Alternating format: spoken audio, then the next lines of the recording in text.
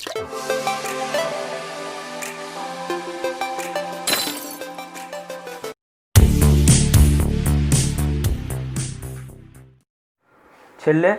આપણે MCQ number 15 જોયો હતો, પણ એક વિદ્યાર્થીને આ MCQ નંબર 12માં કન્ફ્યુઝન છે.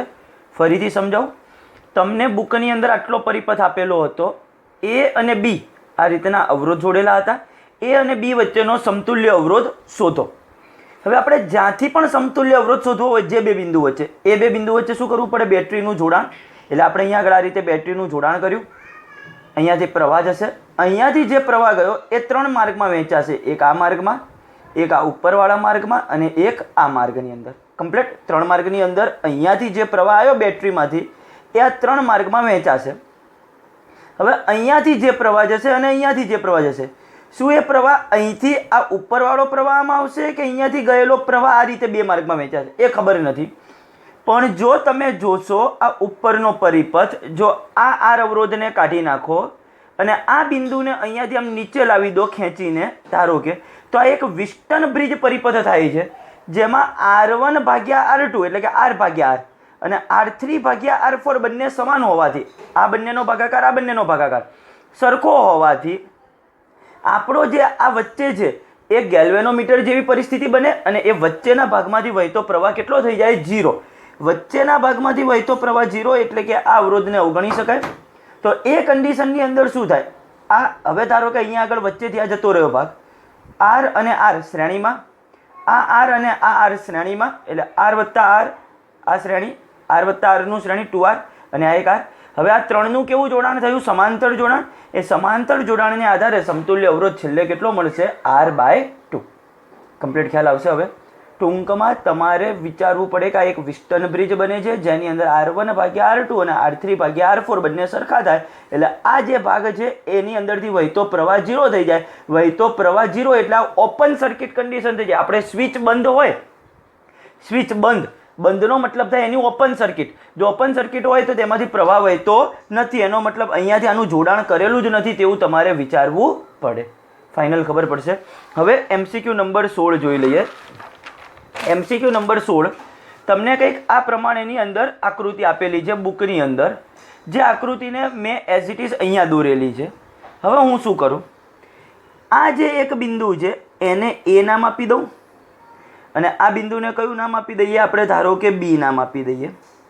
એક બિંદુને નામ આપ્યું A અને બીજા બિંદુને નામ આપ્યું કયું? B. કમ્પ્લીટ ખબર પડશે. આ રીતના આપણે શું આપી દીધા? નામ આપી દીધા. હવે તમે જોતા જાઓ કઈ પરિસ્થિતિ થશે. એક બાજુ કહીએ X અને Y, બીજી બાજુ કહીએ ઉપર A અને નીચે B. X, Y, A અને B આ બે બિંદુને મેં નામ આપી દીધા. એનો મતલબ આ બિંદુ પણ થયું B. આ બિંદુ પણ કયું થાય? B થાય. એ જ રીતે જો અહીંયા આગળથી પરિસ્થિતિ વિચારીએ તો આ આખું થાય A. બરોબર છે? અથવા તો આ રીતના વચ્ચે બે નામ આપ્યા. હવે X અને A એના વચ્ચે કેટલો અવરોધ છે? 4 ઓહ્મનો અવરોધ છે. આ 4 ઓહ્મનો અવરોધ X અને A વચ્ચે આવ્યો. આ તો ખાલી વાહક તાર દ્વારા જોડાણ છે અહીંયા આગળ. તો એનો મતલબ જ એવો થાય X અને B વચ્ચેનું, X અને B વચ્ચેનું પણ જોડાણ કેટલું થાય? 4 ઓહ્મનું જ થાય. આ થઈ ગયો 4 ઓહ્મ. હવે તમે જોતા જાઓ. ચલો આ એક અવરોધ પતી ગયો X અને A વચ્ચે. આ બિંદુ અહીંયા જોડાયેલું છે તો આને X પણ કહી શકાય, B પણ કહી શકાય. તો એની વચ્ચેનો અવરોધ કેટલો? પાછો 4 ઓહ્મ. હવે A અને B વચ્ચે, આ A અને B વચ્ચેનો અવરોધ પણ કેટલો? 4 ઓહ્મ. 4 ઓહ્મ. હવે કયો અવરોધ બાકી રહ્યો? આ A અને Y વચ્ચે. અહીંયા આગળ Y જ છે એટલે A અને Y વચ્ચેનો અવરોધ એ પણ કેટલો થશે? 4 ઓહ્મ. B અને Y વચ્ચેનો આ કેટલો છે? 4 ઓહ્મ. થઈ ગયું આ રીતનું જોડાણ. ફરીથી એક વખત આ વચ્ચેવાળા એક બિંદુને A નામ આપ્યું તો આ વાહક તાર દ્વારા આને પણ A કહી શકાય. આને B નામ આપ્યું તો આને પણ B. B કહો કે X કહો, પછી એ સરખું જ થાય એ રીતનું ટૂંકમાં. તો ટૂંકમાં ચલો આપણે અહીંયા આગળ ખાલી આ બે જગ્યાએ જ નામ આપીએ, A અને B. તો સૌથી પહેલાં X અને A વચ્ચે, એટલે આ અવરોધ પતી ગયો. હવે આ અવરોધ લઈએ તો X અને B વચ્ચે, એટલે આ અવરોધ પતી ગયો X અને B વચ્ચેનો. A અને B વચ્ચેનો, A અને B વચ્ચેનો આ 4 ઓહ્મ અવરોધ પતી ગયો. પછી આ 4 ઓહ્મ કોની વચ્ચે છે? A અને આ Y વચ્ચે, A અને Y વચ્ચે આ 4 ઓહ્મ પતી ગયો. અને ત્યારબાદ છેલ્લે B અને Y વચ્ચે 4 ઓહ્મનો અવરોધ પતી ગયો. તમે આની અંદર પણ જોશો R1 ભાગ્યા R2, R3 ભાગ્યા R4 કેવા થાય છે સરખા? 4/4 1, 4/4 1. વિસ્ટર્ન બ્રિજ કેવી સ્થિતિમાં કેવા છે? સમતુલન. તો આને આપણે અવગણી શકાશે? આ અવરોધને કેવો ગણી નાખવાનો? અવગણી નાખવાનો. ચલો આ અવરોધ અવગણી નાખો તો આ 4 અને 4 8, આ 4 અને આ 4 8. ટૂંકમાં આ બેનું શ્રેણી અને આ બેનું શ્રેણી એ રીતનો હવે પરિપથ બન્યો. આમ ઉપર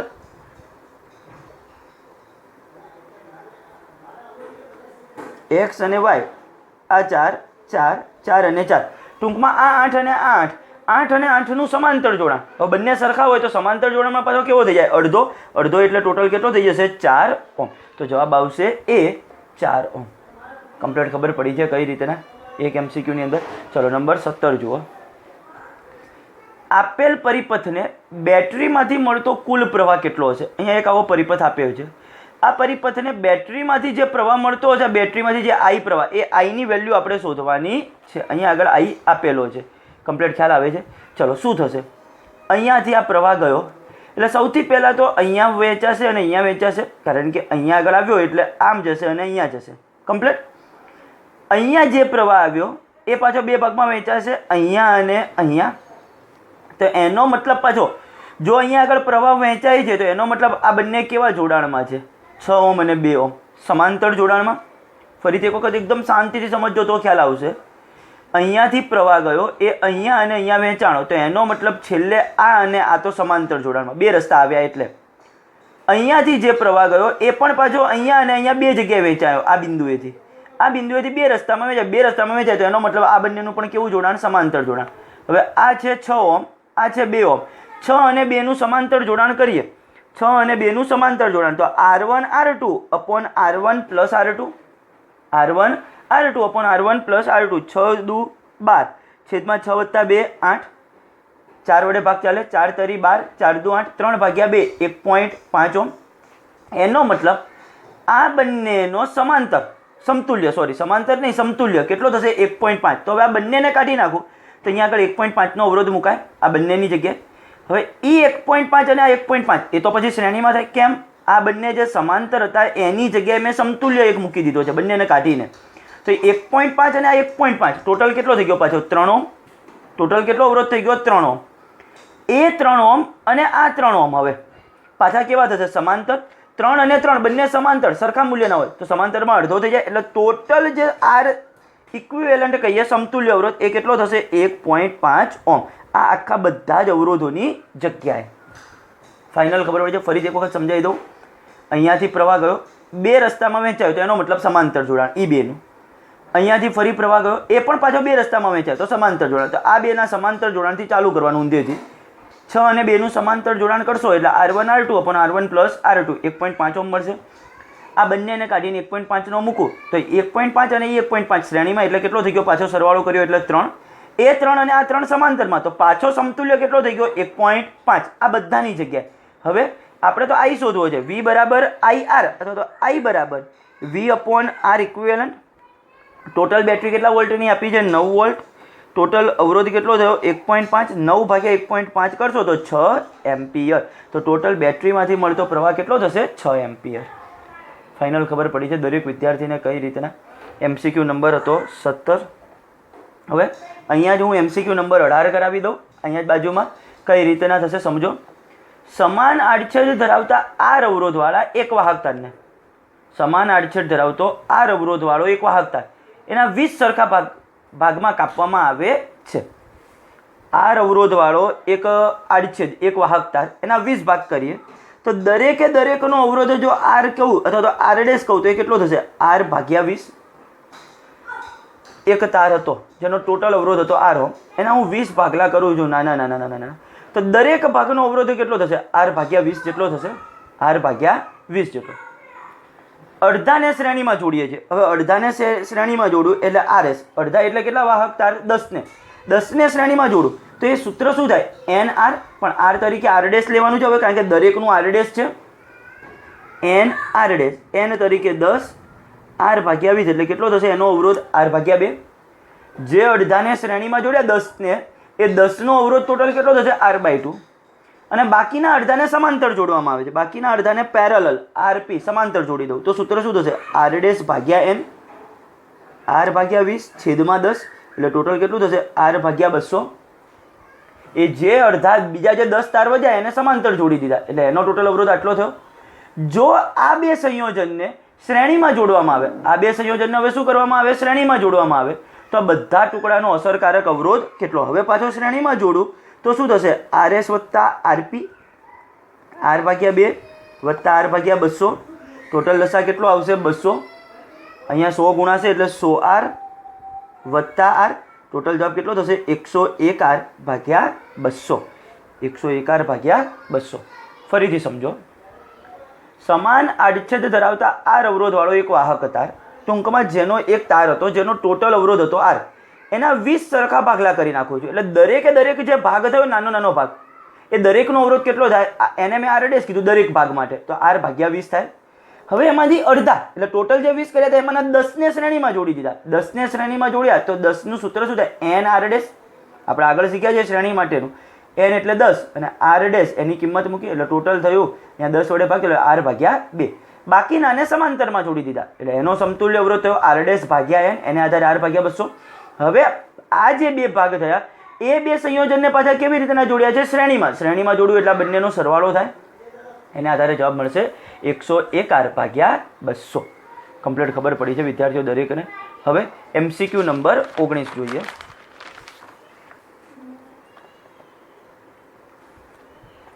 3 એમ્પિયર પ્રવાહનું વહન કરતા I બરાબર 3 એમ્પિયર, 3 મીટર લાંબા L બરાબર 3 મીટર વાહકમાં એક ઇલેક્ટ્રોનને ડ્રિફ્ટ વેગથી એક છેડાથી બીજા છેડા પર જતા કેટલો સમય લાગશે.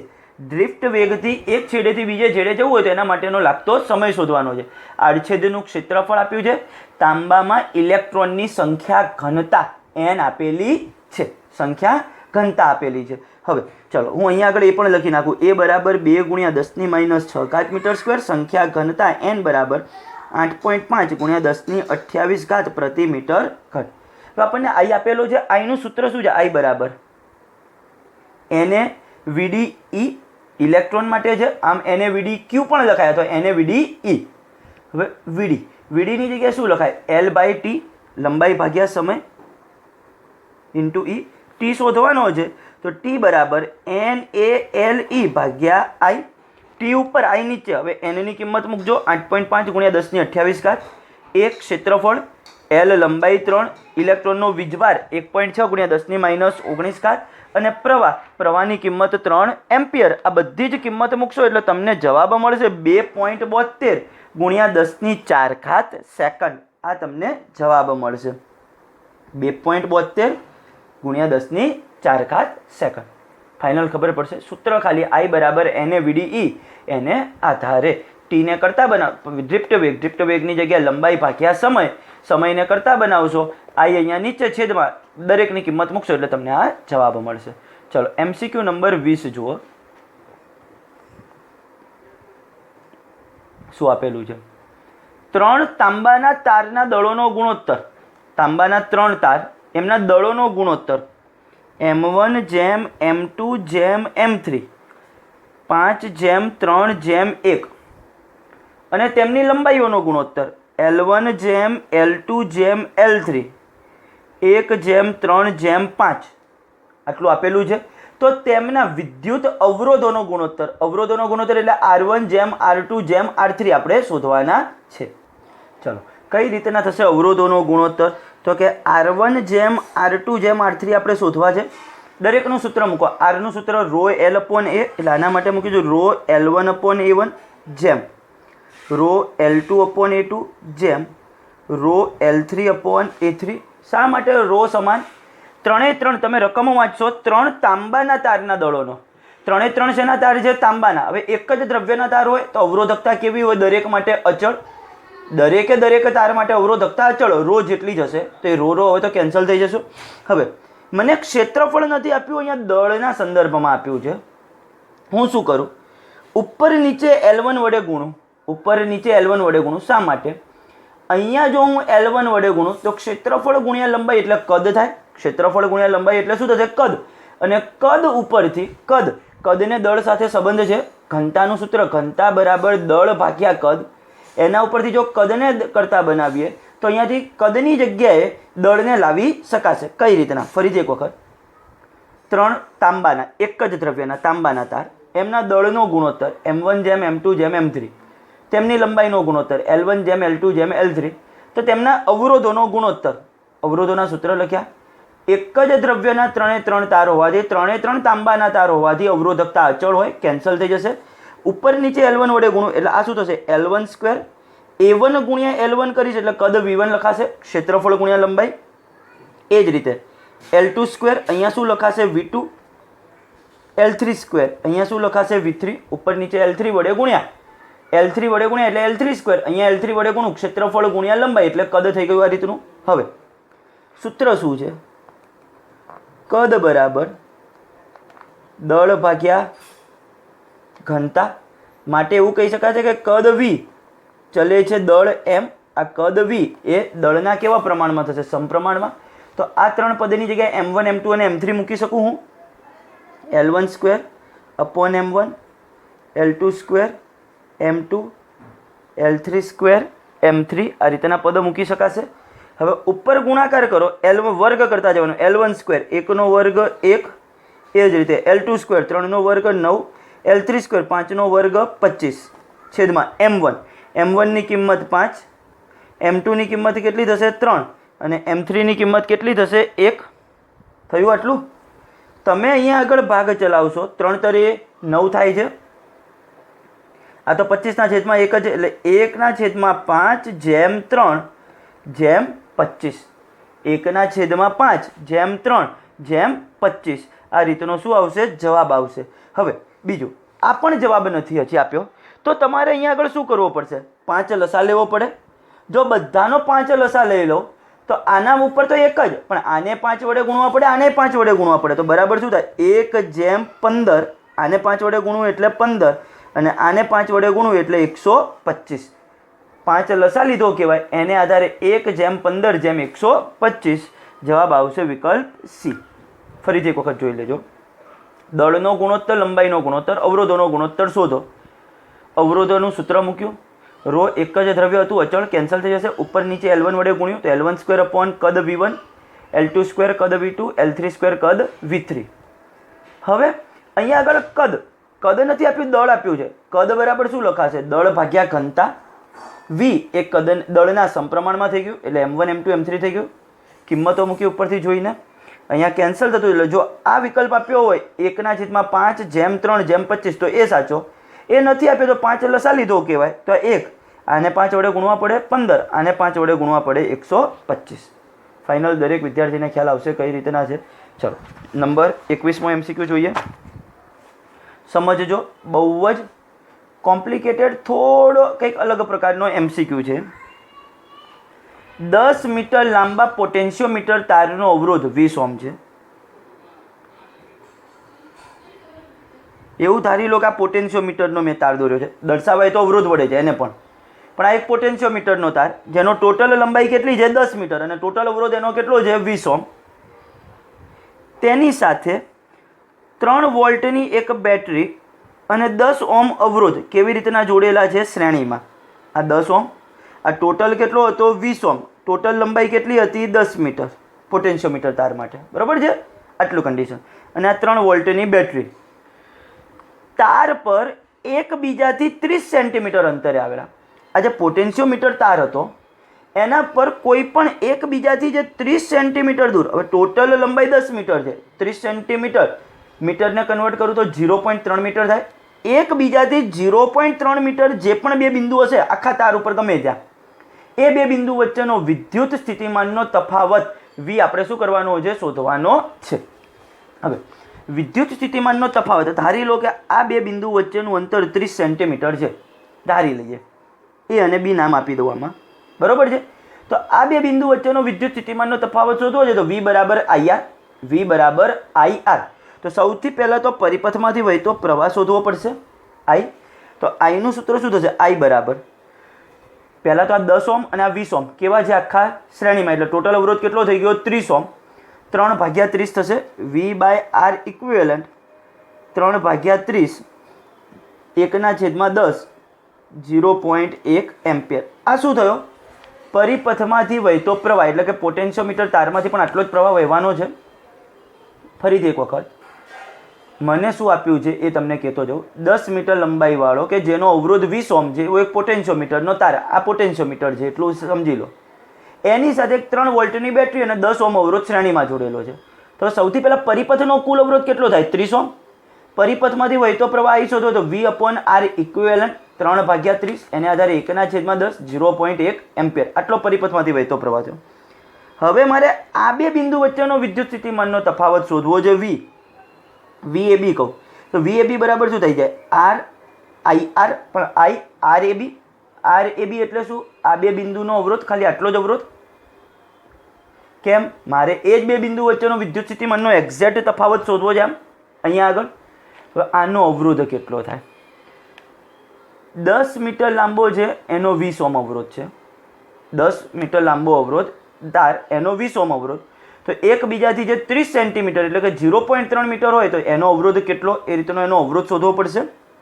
બીજી રીતે કહીએ, આનો એકમ લંબાઈ દીઠ અવરોધ કેટલો થઈ જાય? એકમ લંબાઈ દીઠ ટોટલ 20 ઓહ્મ, એનો 10 મીટર, તો 1 મીટર દીઠ અવરોધ કેટલો થઈ જાય? 2 ઓહ્મ થાય. 20/10 2 ઓહ્મ. તમારે જુદી જુદી મગજ તમારા મગજથી આને તમે કરી શકો કે 10 મીટર લંબાઈ એ 20 ઓહ્મ, તો 0.3 મીટર લંબાઈ એ કેટલો? તો RAB બરાબર 0.3 ગુણ્યા 20/10, 0 0 કટ 0.6 ઓહ્મ. તો આ અવરોધ કેટલો થઈ ગયો? 0.6 ઓહ્મ.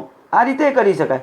તો 0.1 ગુણ્યા 0.6 ગુણાકાર કરશો તો 0.06 વોલ્ટ. જવાબ આવશે 0.06 વોલ્ટ. કમ્પ્લીટ ખબર પડી છે કઈ રીતના, શા માટે. બીજું તમે વિચાર્યું, એકમ લંબાઈ દીઠ અવરોધ 2 ઓહ્મ, તો 0.3 મીટર લંબાઈ દીઠ કેટલો? તો એ 0.6 થાય. 0.6 એને આધારે પછી VAB બરાબર IRAB. ટૂંકમાં પોટેન્શિયોમીટરના કોઈ બે બિંદુ વચ્ચેનો જ અવરોધ શોધવાનો હતો, જેની અંદર ખાલી આટલા જ અવરોધને ધ્યાનમાં લેવાનો છે. આખા તારનો અવરોધ તો એ તો પરિપથમાંથી વહેતા પ્રવાહ માટે ધ્યાનમાં લેવાનો છે. MCQ નંબર 22 જોઈએ. હવે શું આપેલું છે સમજીએ. રકમમાં આકૃતિમાં કોષનો આંતરિક અવરોધ માપવા માટે વપરાતી પોટેન્શિયોમીટરની સર્કિટ દર્શાવેલી છે. આપણે આવી સર્કિટ આવેલી. જ્યારે કળ S ખુલ્લી રાખવામાં આવે ત્યારે તટસ્થ બિંદુ 60 સેન્ટીમીટર અંતરે મળે છે. ક્યાં મળે છે? 60 સેન્ટીમીટર અંતર. જ્યારે કળ S બંધ કરવામાં આવે અને Rનું મૂલ્ય આંતરિક અવરોધ 5 ઓહ્મ હોય, પહેલાં તો આ S કળ ખુલ્લી એટલે આ બાહ્ય અવરોધ જોડેલો નથી, ત્યારે તટસ્થ બિંદુ ક્યાં મળતું હતું? 60 સેન્ટીમીટર અંતર. હવે S બંધ કરી દીધી અને Rનું મૂલ્ય જ્યારે 5 ઓહ્મ હોય, આ બાહ્ય અવરોધ કેપિટલ R, ત્યારે તટસ્થ બિંદુ ક્યાં મળે છે? 50 સેન્ટીમીટર અંતરે.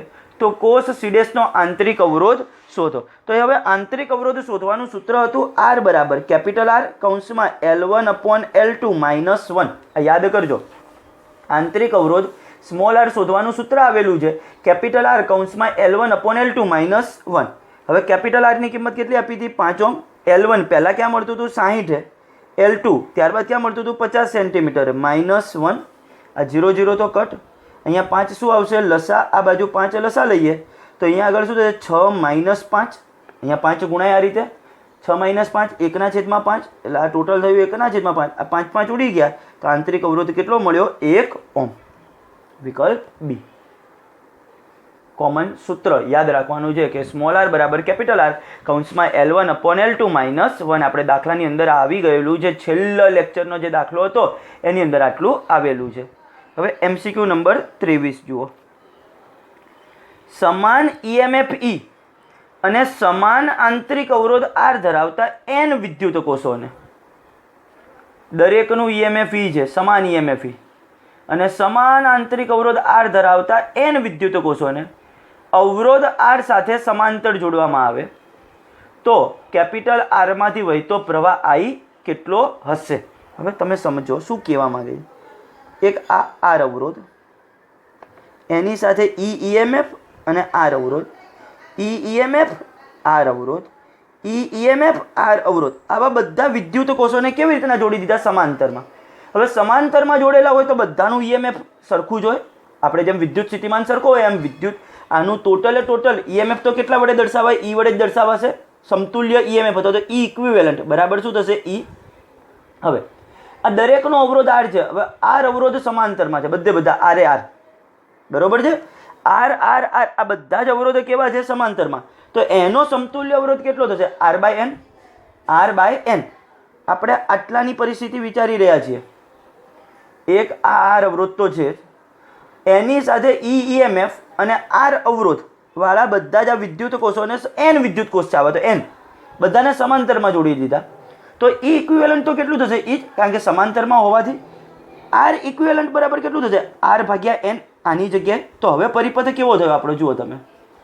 આ થયો કેપિટલ આર, અહીંયા થયું ઈ ઇક્વિવેલન્ટ જે બરાબર ઈ જ છે, એની સાથે આ શું થયું? R equivalent.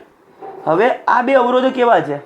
શ્રેણીમાં થઈ ગયા. શ્રેણીમાં થઈ ગયા તો પરિપથનો જે સમતુલ્ય અવરોધ કહું, હવે સમતુલ્ય અવરોધ આર ડેશ કહું, કેટલો થશે? આર વત્તા આર ઇક્વિવેલન્ટ, એટલે કે આર વત્તા આર બાય એન. આ પરિપથનો સમતુલ્ય અવરોધ થયો. આ બંનેનો સરવાળો, ટૂંકમાં આ બેનો સરવાળો. હવે પરિપથમાંથી વહેતો પ્રવાહ અથવા તો અવરોધ આરમાંથી વહેતો પ્રવાહ આઈ બરાબર ઈ upon are dash E upon R વત્તા આર ભાગ્યા એન. ખ્યાલ આવે છે વિદ્યાર્થીઓ કઈ રીતના? ફરીથી એક વખત સમજજો. ક્યાંય તમે જુદી જુદી જગ્યાએ વાંચશો, ક્યાંય આકૃતિને એવી રીતના સમજણ નહીં હોય. એક આર અવરોધ, રકમને પહેલાં તો સમજો. ચલો ફરીથી એક વખત. સમાન ઈએમએફ અને સમાન આંતરિક અવરોધ આર ધરાવતા એન વિદ્યુત કોષોને અવરોધ આર સાથે સમાંતરમાં જોડવામાં આવે છે. એક અવરોધ આર, એની સાથે ઈએમએફ અને આર આંતરિક અવરોધ, ઈએમએફ અને આર આંતરિક અવરોધ એ સમાંતરમાં જોડી દીધા. સમાંતરમાં હોય બધી જ બેટરી, તો વિદ્યુત સ્થિતિમાન કેવું હોય? બધાનું સરખું. એટલે ઈ ઇક્વિવેલન્ટ બરાબર ઈ આ બધાની જગ્યાએ. આર ઇક્વિવેલન્ટ હવે બધા જ સમાંતરમાં છે, તો આર ભાગ્યા એન થાય. હવે આ બધાની જગ્યાએ હું આ રીતનું લખી શકું, ઈ ઇક્વિવેલન્ટ અને આર ઇક્વિવેલન્ટ.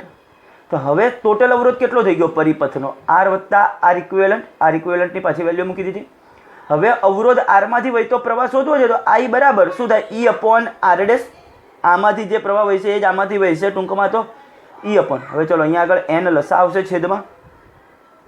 છેદમાં એન લસા લઉં તો એન અહીંયા ગુણાશે, એટલે એન આર વત્તા આર. આ છેદનો છેદ એન અંશમાં, એટલે N E upon N R plus R. જોઈ લો, એન ઈ અપોન એન સાથે કેપિટલ આર છે વત્તા આર. આ થશે આપણો જવાબ. ફાઇનલ ખબર પડશે કઈ રીતના? ચલો MCQ નંબર 24 જોઈએ.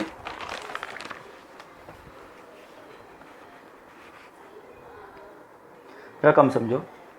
એક તારને નિયમિત રીતે ખેંચીને તેના આડછેદનું ક્ષેત્રફળ 1/n ગણું કરવામાં આવે. એક તાર એને નિયમિત રીતે ખેંચી અને આડછેદનું ક્ષેત્રફળ કેટલું કરવામાં આવે? 1/n ગણું કરવામાં આવે. તો નવો અવરોધ કેટલો થાય? હવે શરૂઆતમાં આપણે ધારી લઈએ કે અવરોધ આર, એ વખતે એનું સૂત્ર ρ L/A, સમીકરણ નંબર 1. બરોબર છે. હવે આડછેદનું ક્ષેત્રફળ કેવું થાય છે? જે શરૂઆતમાં હતું એના કરતાં 1/n ગણું. ગણું એટલે 1/n નો એની સાથે ગુણાકાર થશે. 1/n નો એની સાથે શું થશે? ગુણાકાર થશે. તો a ડેશ બરાબર શું થશે? 1/n ગુણ્યા a. આટલું થઈ ગયું. a ડેશની કિંમત આટલી થઈ. a ગુણાકાર સામે જાય તો ભાગાકાર, તો એને આધારે આવું લખી શકાશે a ડેશ ભાગ્યા a બરાબર 1/n. a ડેશ ભાગ્યા a બરાબર કેટલા થશે? 1/n. હવે બીજી પરિસ્થિતિ, જો ક્ષેત્રફળમાં કંઈક વધઘટ થાય તો લંબાઈમાં વધઘટ થાય, પરંતુ કદ હંમેશા કેવું રહે? અચળ. v1 બરાબર v2, કદ અચળ. સોરી, v બરાબર v ડેશ. v બરાબર શું લખાશે? v ડેશ, કારણ કે આપણે ડેશ વાળી પરિસ્થિતિ દર્શાવી. v એટલે શું થશે? l ગુણ્યા a. v ડેશ એટલે શું થશે? l ડેશ ગુણ્યા a ડેશ. મેં a ડેશ ભાગ્યા a મેળવ્યું છે. આ a ભાગાકાર આ અહીંયા જતું રહેશે, એટલે l ભાગ્યા l ડેશ બરાબર શું થશે? a ડેશ ભાગ્યા a.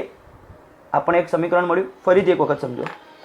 શરૂઆતમાં મેં ધારી લીધું લંબાઈ l, ક્ષેત્રફળ a. આવો એક દાખલો આગળ આવી ગયેલો છે. એ વખતે અવરોધ કેટલો થશે? r બરાબર ρ L/A. હવે મને એવું કીધું છે કે તેનું જે નવું ક્ષેત્રફળ છે એ જૂના ક્ષેત્રફળ કરતાં 1/n ગણું, એટલે ગણું એટલે એની સાથે ગુણાકાર. તો એ સાથે એનો ગુણાકાર થઈ ગયો, એ ભાગાકારમાં લઈ આવ્યો, તો a ડેશ ભાગ્યા એની કિંમત આટલી થઈ.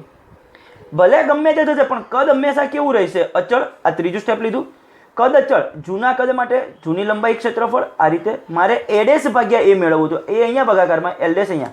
હવે હું નવો અવરોધ કહું r ડેશ. r ડેશ કેટલો થશે? ρ L dash upon a dash. હવે આ બંને સમીકરણનો આપણે ભાગાકાર લઈ લઈએ. r ડેશ ભાગ્યા r, આના ભાગ્યા આ કરું એટલે પહેલાં તો આ લખવાનું, એના નીચે આ લખવાનું. રો તો ઉડી જાય. અહીંયા શું થશે? l ડેશ ભાગ્યા a ડેશ. અહીંયા આખું ઊંધું થઈને લખાય, એલ ભાગ્યા એ લખાશે આ રીતે. કમ્પ્લીટ દરેક વિદ્યાર્થીને ખ્યાલ આવે છે કઈ રીતના. હવે તમે જુઓ, અહીંયા આપણે એલ ભાગ્યા એલ ડેશ મેળવ્યું છે, એની જગ્યાએ જો એલ ડેશ ભાગ્યા એલ મેળવ્યું હોત, એલ ડેશ ભાગ્યા એલ ઊંધું, તો આની જગ્યાએ શું લખાય? એલ ડેશ ભાગ્યા એલની જગ્યાએ શું લખાય? એ ભાગ્યા એ ડેશ લખાય. ટૂંકમાં આ આખું પદ શું થયું? એ ભાગ્યા એ ડેશનો વર્ગ થયો. ફરીથી સમજો, મેથેમેટિકલ સ્ટેપ્સ છે, તમારે જાતે કેટલીક પ્રેક્ટિસ થઈ. હવે મને ખબર નહીં, જવાબ મેં કંઈ ગોખેલા નથી હોતા. મેં અહીંયા આગળ એ ભાગ્યા એ ડેશ મેળવ્યું, એની જગ્યાએ જો અહીંયા એ ડેશ ભાગ્યા એ મેળવ્યું, એની જગ્યાએ એ ભાગ્યા એ ડેશ મેળવ્યું, તો એને અહીંયા ગુણાકારમાં જાત. એ રીતની એક પરિસ્થિતિ બને. ચલો, જે પણ આપણે અહીંયા મેળવેલું છે તે આની અંદર જુઓ, એલ ડેશ ભાગ્યા જે એલ છે, એલ ડેશ ભાગ્યા એલ કરું તો બે બાજુ વ્યસ્ત થાય, એટલે આ એ ભાગ્યા એ ડેશ મુકાય. એ ભાગ્યા એ ડેશ, આ પણ એ ભાગ્યા એ ડેશ, તો એ ભાગ્યા એ ડેશનો વર્ગ.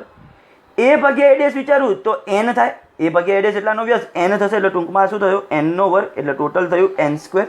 તો નવો અવરોધ જે આર ડેશ આવ્યો A N square into R, એટલે કેવો થયો? એન સ્ક્વેર ગણો થશે. તો નવો અવરોધ એન સ્ક્વેર ગણો. ફાઇનલ ખબર પડશે. એમસીક્યુ 2 વખત વાંચવાનો એટલે ખ્યાલ આવશે વધારે. એમસીક્યુ નંબર 25 જુઓ, વિદ્યુત બલ્બમાંથી વહેતો પ્રવાહ 1% વધારવામાં આવે છે. પ્રવાહમાં શું કરવામાં આવે છે? 1%નો વધારો. ત્યારે બલ્બના પાવરમાં શું ફેરફાર થશે? પાવરમાં કેવો વધારો થશે કે ઘટાડો? અવરોધને કેવો ધારવાનો છે? ફિલામેન્ટનો અચળ. હવે પાવરનું સૂત્ર P બરાબર, મને પ્રવાહના કન્ડિશનમાં છે તો I square R, power P બરાબર I સ્ક્વેર આર. આપણે તમને યાદ હોય તો ઓલા ત્રુટિવાળું જે 11 સાયન્સની અંદર પહેલું જ ચેપ્ટર શીખ્યા હતા, એને આધારે કરું. આ આર તો એક અચળ વેલ્યુ છે, અચળ. બે ભૌતિક રાશિ જો ગુણાકારમાં હોય, બે ભૌતિક રાશિ કેવી રીતના રહેલી હોય? ગુણાકારમાં, બરોબર છે.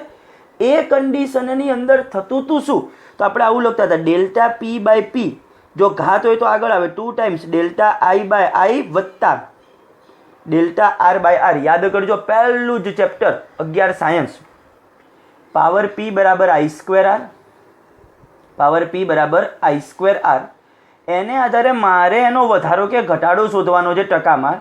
તો મેં શું કર્યું? ત્રુટિને આધારે લઈ લીધી કે ડેલ્ટા પી બાય પી, ઘાત હોય તો આગળ આવતી હતી, બીજું ભૌતિક રાશિ ગુણાકારમાં હોય તો આ રીતે સરવાળો કરીને લખતા હતા. હવે આપણને અવરોધ અચળ કીધો તો અહીંયા રકમમાં એવું કીધું અવરોધ અચળ ધારો. અવરોધ અચળ છે એનો મતલબ ડેલ્ટા આરની વેલ્યુ કેટલી થઈ ગઈ? 0. ડેલ્ટા આર એટલે અવરોધનો ફેરફાર, પણ એનું મૂલ્ય જ અચળ છે, ફિક્સ જ છે, 5 તો 5. તો ફેરફાર તો કેવો થશે? 0. 0ના ભાગાકારમાં કંઈ પણ હોય એટલે 0, એટલે આ પદ તો 0 થઈ ગયું. હવે જો ટકામાં શોધવું હોય તો ડેલ્ટા પી બાય પી ગુણ્યા 100 બરાબર શું થશે? 2 ટાઈમ્સ ડેલ્ટા આઈ બાય આઈ ગુણ્યા 100. હવે ડેલ્ટા આઈ બાય આઈ ગુણ્યા 100 એનો ટકામાં ફેરફાર તો કેટલો આપ્યો છે? 1%નો વધારો. 1%નો વધારો 2 ગુણ્યા 1 એટલે ટોટલ શું થશે? 2%નો વધારો. તો પાવરમાં શું થશે? 2%નો વધારો થશે. કમ્પ્લીટ ખબર પડશે. 11 સાયન્સની રીતનો ઉપયોગ કરવાનો છે. ડેલ્ટા પી બાય પી બરાબર 2 ટાઈમ્સ ડેલ્ટા આઈ બાય આઈ ગુણ્યા વત્તા ડેલ્ટા આર બાય આર. પરંતુ અવરોધ અચળ ધારવાનો હોવાથી એનું વેલ્યુ કેટલી થઈ જશે? આની અંદર 0 થશે, અને એને આધારે જવાબ આવશે 2%નો વધારો. કમ્પ્લીટ ખબર પડશે આની અંદર કઈ રીતના આ પદ થયું. ફાઇનલ. ચલો, હવે એમસીક્યુ નંબર 26 જોઈએ.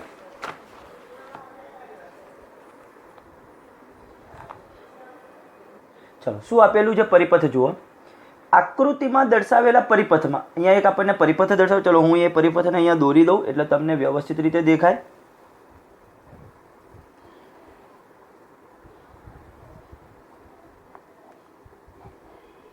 આપણને આ રીતનો પરિપથ આપ્યો છે. અહીંયા 10 ઓહમનો અવરોધ, આ 4 ઓહમ છે, આ છે 5 ઓહમ, બરોબર છે. આ રીતની પરિપથ આપેલો છે. એટલે શું કીધેલું છે? 10 ઓહમના અવરોધમાંથી પસાર થતા પ્રવાહને કારણે અહીંયાથી જે પણ પ્રવાહ પસાર થતો, અહીંથી એક પ્રવાહ આવે છે, એમાંથી અહીંયા જે પણ પ્રવાહ પસાર થતો હશે એને કારણે 1 સેકન્ડમાં 10 કેલરી ઉષ્મા ઉત્પન્ન થાય છે. આમાંથી જે પણ પ્રવાહ ઉત્પન્ન થતો હશે, જે પણ પ્રવાહ પસાર થતો હશે, એને કારણે આ અવરોધ આગળ 10 કેલરી 1 સેકન્ડમાં 10 કેલરી ઉષ્મા ઉત્પન્ન થાય છે. તો 4 ઓહમ અવરોધમાં પ્રતિ સેકન્ડે આશરે ખાલી જગ્યા કેલરી ઉષ્મા ઉત્પન્ન થતી હશે. આ અવરોધમાંથી જ્યારે પ્રવાહ પસાર થશે તો એને અનુરૂપ આમાં કેટલી ઉષ્મા ઉત્પન્ન થતી હશે એ આપણને પૂછ્યો છે. આ અવરોધમાંથી પ્રવાહ પસાર થાય એટલે 10 કેલરી ઉષ્મા ઉત્પન્ન થાય છે. હવે બીજી પરિસ્થિતિ, આ અવરોધ અને અહીંયા આગળ જે પણ જોડાણ છે સમાંતર જોડાણ છે. સમાંતર જોડાણની અંદર કઈ ભૌતિક રાશિ અચળ હોય? વી અચળ હોય. આ અવરોધ માટે મને અવરોધની કિંમત આપી છે, ઉષ્મા એચની કિંમત આપી છે. આપણે છેલ્લે ઉષ્માના સૂત્રો લખ્યા હતા ઉષ્મા ઉર્જાના, એચ એનું કિંમત આપી છે અને સમય આપેલો છે. તો હું એચ બરાબર, સૂત્ર કયા હતા? એચ બરાબર પહેલું તો VIT, પણ આઈ આપેલો નથી. બીજું સૂત્ર હતું I²RT, આઈ આપેલો નથી. ત્રીજું સૂત્ર હતું V²/R × T, V²/R × T. એના ઉપરથી જો હું V² ને કરતા બનાવું તો દરેકની કિંમત મૂકું. એચની કિંમત 10, વી શોધવાનો, આરની કિંમત 10, ટીની કિંમત 1 સેકન્ડ, 10 અહીંયા ગુણાકારમાં જાય 100, V² બરાબર 100. એનો મતલબ શું થયો? વી બરાબર 10 વોલ્ટ. તો એનો મતલબ આના બે છેડા વચ્ચેનો વોલ્ટેજ 10 વોલ્ટ થયો. ખબર પડી છે કઈ રીતના? ફરીથી એક વખત. પ્રતિ સેકન્ડ આની અંદર 10 કેલરી ઉષ્મા ઉત્પન્ન થાય છે, એટલે ઉષ્મા ઉર્જા આપી હતી. તો એચ બરાબર V²/R × T. એના ઉપરથી એચની કિંમત 10, વી શોધવાનો, આરની કિંમત 10, ટીની કિંમત પ્રતિ સેકન્ડ, એટલે વીની કિંમત મળી 10 વોલ્ટ. હવે અહીંયા 10 વોલ્ટ હોય તો આના એક્રોસનો પણ ટોટલ વોલ્ટેજ કેટલો હોય? 10 વોલ્ટ હોય. Total voltage 10 volt. કેમ? બે સમાંતર જોડાણ છે એટલે. હવે આ વી ઉપરથી વી અને ટોટલ અવરોધ થશે આર, આનો પાછો આ ભાગનો, એને આધારે આમાંથી વહેતો પ્રવાહ મળશે. હવે મને આઈ બરાબર V/R', વી તરીકે 10, R' તરીકે ટોટલ કેટલું થશે પાછું? 9. કેમ? આ બંને કેવા છે? શ્રેણીમાં. મારે ખરેખર આની એક્રોસ આમાંથી જે પણ પ્રવાહ પસાર થાય એટલે પ્રવાહની કિંમત શોધવાની હતી અહીંયાથી, એને આધારે આમાં ઉત્પન્ન થતી ઉષ્મા શોધવાની છે, પણ ડાયરેક્ટ ન મળે. આ બહુ કોમ્પ્લિકેટેડ MCQ કહેવાય. તો આના ઉપરથી પહેલાં વોલ્ટેજ શોધ્યો. હવે અહીંયા જે વોલ્ટેજ હશે એ જ અહીંયા વોલ્ટેજ હશે. કેમ? તો કે સમાંતર જોડાણ. પાછા એને આધારે હવે વી અને R' કરું એટલે આમાંથી મળે તો કુલ પ્રવાહ મળશે. હવે એ જે પ્રવાહ આમાંથી પસાર થશે એ જ આમાંથી થશે પાછો, શ્રેણી હોવાથી, એટલે 10/9 એમ્પિયર પ્રવાહ. હવે મારે શોધવાનો છે આ 4 ઓહમમાંથી પસાર થતા ને કારણે ઉષ્મા ઉર્જા H બરાબર I²RT, I²RT, I² 10નો વર્ગ 100, 9નો વર્ગ 81, R તરીકે કેટલો લેવાનો? 4, T તરીકે 1, ટોટલ થશે 400/81. જો હું 880 હોત તો 80 હોત તો 1 1 0 જાત, અને 8 5 40, એટલે નિયરલી ઇક્વલ ટુ કેટલું આવશે? 5 કેલરી. જવાબ આવશે nearly equal to 5 calorie. Complete ખબર પડશે કઈ રીતના? પાક્કું? કોમ્પ્લિકેટેડ. આના ઉપરથી પહેલાં તો વી શોધો, વોલ્ટેજ એ જ વી આને એક્રોસ થાય, એ વી અને આ બંને શ્રેણી હોવાથી આર ઇક્વિવેલન્ટને આધારે અથવા તો R' બરાબર 9 ઓહમ થશે. એને આધારે આઈ શોધો અને ત્યારબાદ પાછું I²RT એને અનુરૂપ આ 4 ઓહમમાંથી પ્રવાહ જે પણ પસાર થશે એને કારણે મળતી ઉષ્મા ઉર્જા મળશે.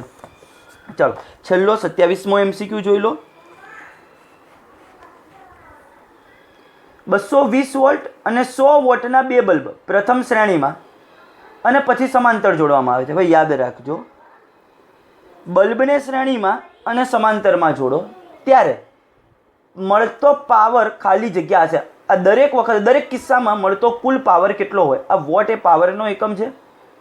શ્રેણીમાં જોડો. હવે આપણે હમણાં શીખ્યા અવરોધોને શ્રેણીમાં જોડેલા હોય તો સરવાળો થાય, અવરોધોને સમાંતરમાં જોડેલા હોય તો શું થાય? 1/R1 + 1/R2 અથવા તો R1R2/R1 + R2 એવું થાય. કેપેસિટર માટે કેવું છે પાછું? આના કરતાં ઊંધું. હવે કેપેસિટર માટે જેવું હોય છે ને એવું જ કોના માટે હોય છે? અહીંયા પાવર માટે હોય છે. અવરોધ કરતાં અલગ. કેપેસિટર અને આ બલ્બના પાવરનું સરખું શ્રેણીમાં જોડ્યા હોય તો અવરોધના સમાંતર જેવું, અવરોધના સમાંતર જેવું. એટલે PS બરાબર શ્રેણી માટે કહું તો P1 P2/P1 + P2. ખબર પડી મેં શું સમજાવવાની કોશિશ કરી? અવરોધો શ્રેણીમાં હોય તો સરવાળો થાય R1 + R2. અવરોધો સમાંતરમાં હોય તો શું થાય? R1R2/R1 + R2. કેપેસિટર માટે એના કરતાં ઊંધું હતું. કેપેસિટર શ્રેણીમાં હોય તો C1C2/C1 + C2. એવું જ પાવર માટે થશે P1 P2/P1 + P2. ચલો P1 P2, P1 P2 એટલે 100 × 100 વત્તા 100 વત્તા 100. ચલો ઉપર થયા ટોટલ 10,000 અને ભાગ્યા કેટલા થશે? અહીંયા આગળ 200, 1 0 બીજો 0 ગયા 100/2 50 વોટ. તો પાવર શ્રેણીમાં જ્યારે જોડ્યા હશે 2 વોલ્ટ બે બલ્બને, આવા 100 વોટના બે બલ્બને, ત્યારે પાવર કેટલો હશે? 50. સમાંતરમાં જોડશું એટલે પી કહું ત્યારે શું થશે P1 પ્લસ P2 100 વત્તા 100 કેટલા થશે 200 વોટ એટલે જવાબ આવશે 50 વોટ અને 200 વોટ ફાઇનલ MCQની અંદર દરેકને ખ્યાલ આવી ગયો હશે મોટા ભાગનાને હવે તમને એક્ઝામનું શેડ્યુલ કહી દીધેલું છે એ રીતના એક્ઝામ રહેશે ટોટલી ચેપ્ટર રહેશે MCQ 5 7 10 MCQ હશે બાકી ટોટલી થિયરિકલ પેપર હશે જેની અંદર MCQ એક્ઝામ્પલ અને થિયરી